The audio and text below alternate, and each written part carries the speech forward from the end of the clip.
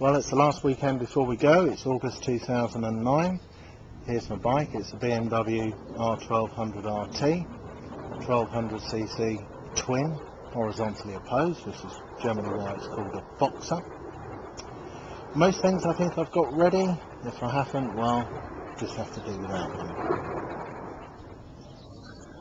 Like most BMWs, it has the odd quirkiness about it. So the front forks, for example, they're just there to steer the wheel. Doesn't do any suspension. All that's handled by a shock absorber up under the fairing. I haven't really added anything to it, so it's fairly standard as it came from the showroom. You can see the two large panniers on the back.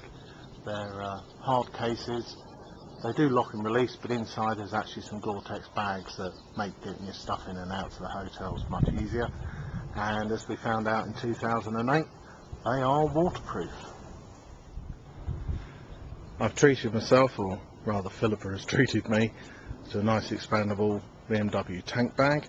That just clips into the rails on the tank and clip off just to take with you or to fuel up. There's the fuel caps under there. Like most boxers, it's shaft drive, so there's no need to mess around with chains, sprockets and oil and the like as you go along. It was serviced 3 or 4 weeks back, and the weather's been so bad I haven't really used it between then and now. Did treat myself to a new tyre. The other one I'm sure would have been fine, but I didn't really want to get a puncture or any problems with that. Got enough to worry about.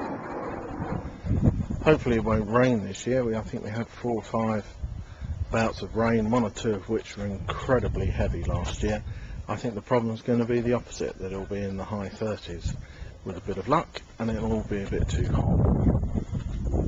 I've got the sat-nav programmed, variety of paper maps. They can all sit in the clear pocket of the tank bag.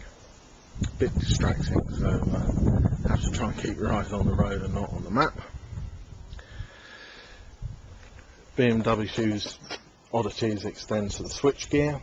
So for the indicators you actually have 3 buttons, one on the left, one on the right, and then another on the right to cancel them.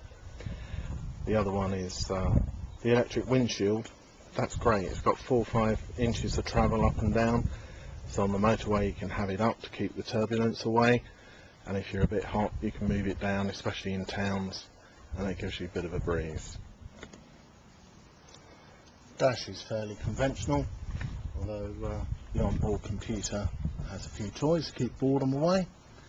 So I'll tell you the average miles per gallon for a trip, whether the oil is appropriate. It needs to be warm to tell you that. The outside temperature, number of miles you can do until empty, and the average mile per gallon.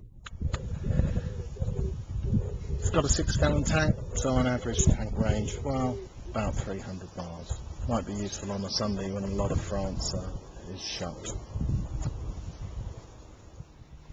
Even more joyous is the heated handlebars. Won't need those, but I can't tell you how good they are. So hopefully you've got everything. If I haven't, well, I'll just have to get it on the way. So I'm all ready, setting off Wednesday. Let's hope the weather keeps up and we don't get any swine flu.